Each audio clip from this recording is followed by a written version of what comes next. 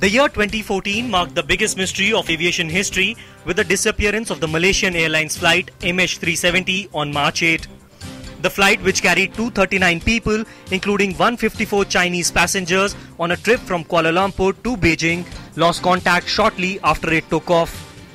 Despite the unprecedented efforts by Malaysia, China, Australia, the United States and many other countries in search of the aircraft, its whereabouts still remain unknown so far. Another Malaysian Airlines flight, MH17, flying from Amsterdam to Kuala Lumpur, crashed in eastern Ukraine. The airline, with 283 passengers and 15 crew members on board, was shot down over Ukraine. South Korean ferry Seawol, carrying 476 passengers, capsized off the country's southwestern coast, leaving 295 dead.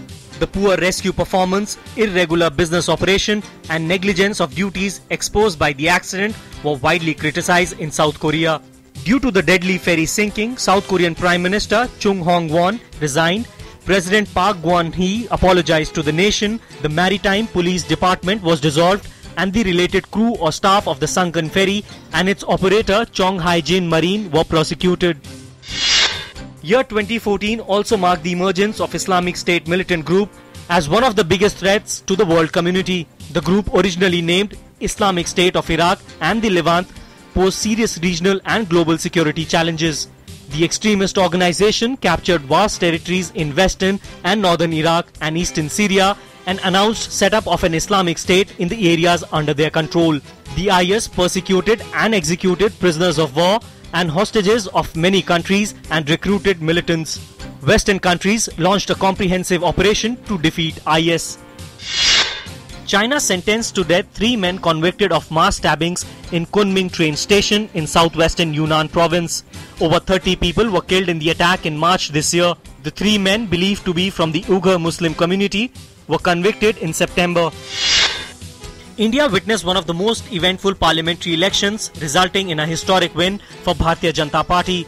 It was for the first time that a party other than the Congress secured absolute majority by its own. BJP's face of the polls, Narendra Modi, is largely credited for the landslide victory. Modi, who rode on the wave of promises of good governance, became the Prime Minister. The Congress saw its worst ever performance.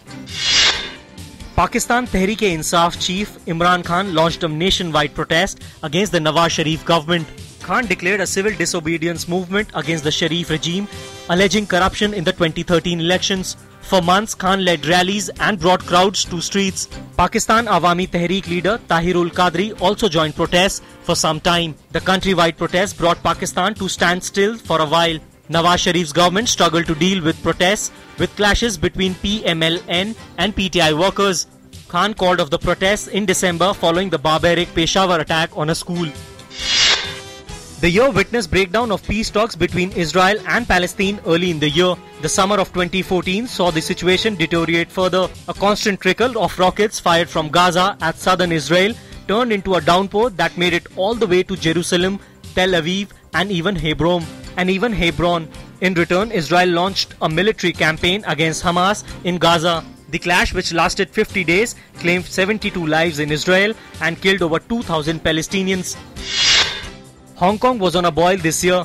The Hong Kong protests began in September 2014 following China's decision to disallow proposed reforms to the Hong Kong electoral system.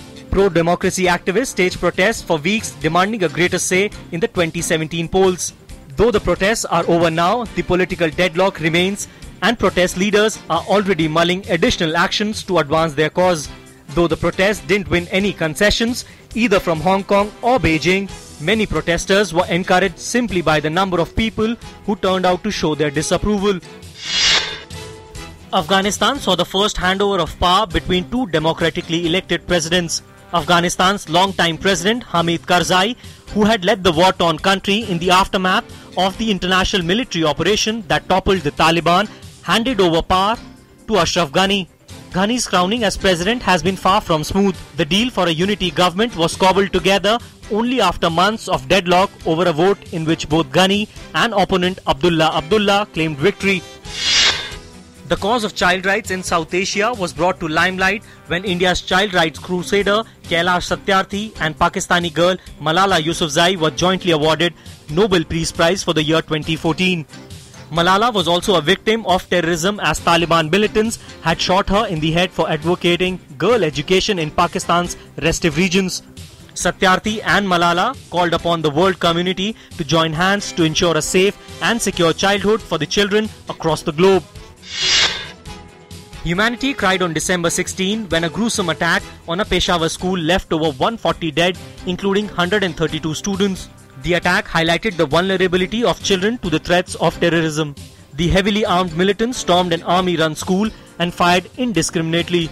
Pakistani Taliban took responsibility of the attack, which shook the Pakistani regime. The Nawaz Sharif government came up with new steps to curb terrorism.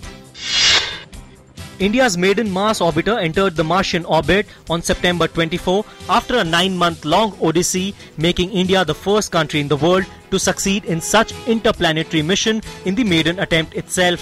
Since then, the spacecraft has been sending data, including pictures of the terrain of the Red Planet, to Indian Space Research Organisation. The mission, which was launched on November 5, 2013 on board ISRO's PSLV C-15 from Sriharikota, completed 100 days around Mars this week.